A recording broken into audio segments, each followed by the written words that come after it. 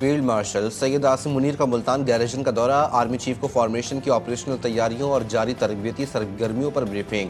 سپہ سالار نے دفاع وطن کے لیے پاک فوج کے عزم کو سراہا اور کہا کہ فوج ہر خطرے سے نمٹنے کے لیے ہر دم تیار ہے۔ فیلڈ مارشل سید عاصم منیر کی ماہرین تعلیم اور سول سوسائٹی سے بھی ملاقات، قومی یکجہتی، سول ملٹری ہم آہنگی اور ہائبرڈ خطرات سے نمٹنے کے لیے قوم کی مشترکہ حکمت عملی پر زور دیا۔ آرمی چیف کی پاک فوج میں جدید اٹیک ہیلی کاپٹر کی شمولیت کی تقریب کی بھی صدارت، مظفر گڑھ فائرنگ رینج میں ان کی فائر پاور کا مظاہرہ بھی دیکھا۔ پاک ایران تعلقات کے نئے دور کا آغاز، ایرانی صدر مسعود پزشکیان آج 2 روزہ دورے پر پاکستان آئیں گے۔ ہم منصب آصف علی زرداری اور وزیر اعظم شہباز شریف سے ملاقاتیں شیڈیول، وفود کی سطح پر مذاکرات ہوں گے۔ دو طرفہ تعلقات، خطے کی صورتحال سمیت اہم امور پر بات چیت ہوگی۔ وفاقی دارالحکومت میں شاہراہوں کو خیر مقدمی بینر سے سجا دیا گیا۔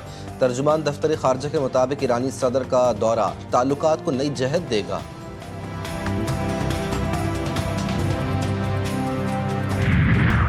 اسلام آباد، راولپنڈی، لاہور اور آزاد کشمیر میں زلزلے کے شدید جھٹکے، پشاور سمیت خیبر پختونخوا کے کئی اضلاع میں زلزلہ، پشاور، سوات، مالاکنڈ، دیر، مردان، ہری پور، ایبٹ آباد، چارسدہ اور کرک اور گردونوا میں زلزلے کے جھٹکے محسوس کیے گئے۔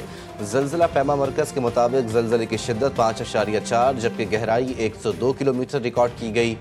زلزلے کا مرکز ہندوکش ریجن افغانستان تھا۔ کسی قسم کے جانی اور مالی نقصان کی اطلاع نہیں ملی۔ اسلام آباد میں رات گئے شدید بارش، وفاقی دارالحکومت تیز ہواؤں کے ساتھ موسلادھار بارش سے جل تھل ایک ہو گیا۔ خیبر پختونخوا میں بھی بارشوں کا سلسلہ جاری، ایبٹ آباد میں بھی رات گئے ٹھنڈی ہواؤں کے ساتھ بارش ہوئی، گرمی کا زور ٹوٹ گیا۔ محکمہ موسمیات کی کے پی کے مختلف اضلاع میں مزید بارشوں کی پیشگوئی۔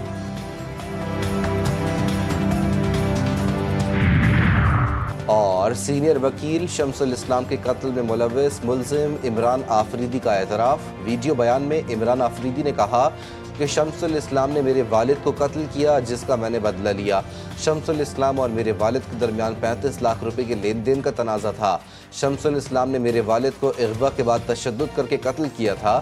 شمس الاسلام نے میرے چھوٹے بھائیوں اور گھر کی خواتین پر بھی مقدمات درج کروائے تھے۔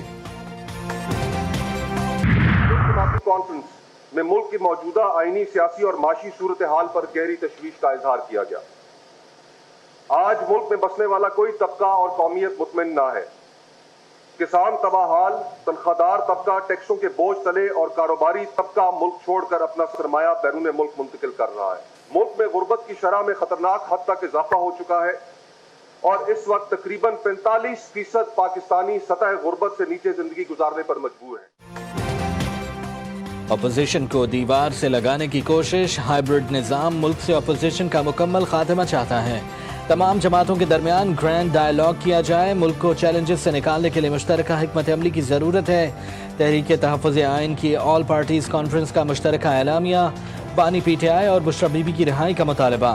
اپوزیشن رہنما مستحماز کھوکھر نے دیگر رہنماؤں کے ہمراہ مشترکہ اعلامیہ پڑھتے ہوئے کہا، ملک میں بے روزگاری کی شرح 22% تک پہنچ چکی ہے، ملک میں کاروباری طبقہ سرمایہ باہر لے جا رہا ہے۔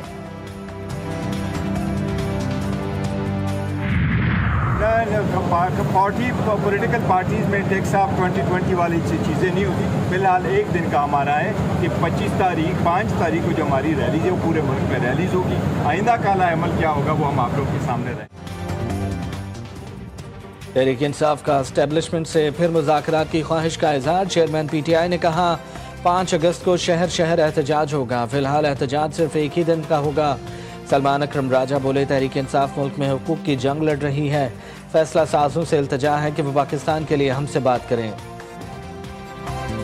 یہ جنگ ہم اس لیے لڑ رہے ہیں کہ پاکستان کا غریب 78 سال سے محکوم ہے، پاکستان کے غریب کو 78 سال سے دھمکایا جا رہا ہے۔ کل کا دن، کل کے 2 دن تاریخ تھے، سزائیں آئیں اس انداز میں کہ جس کا کہیں بھی میں سمجھتا ہوں تصور نہیں ہے، کسی مہذب ملک میں اس طرح سزائیں نہیں دی جاتی۔ تو ہم التجا کرتے ہیں، ہم کہتے ہیں ان کو جو فیصلہ ساز ہیں کہ ہمارے ساتھ بیٹھو۔ بانی پی ٹی آئی کے بیٹے قاسم اور سلیمان کا ویزوں کے لیے پاکستان ہائی کمیشن سے رجوع۔ علیمہ خان کہتی ہیں کہ بانی کے بیٹوں نے لندن میں پاکستانی ہائی کمیشن میں ویزوں کے لیے درخواست دی ہے۔ سفیر نے بتایا ہے کہ وہ اسلام آباد میں وزارت داخلہ سے منظوری کی منتظر ہیں۔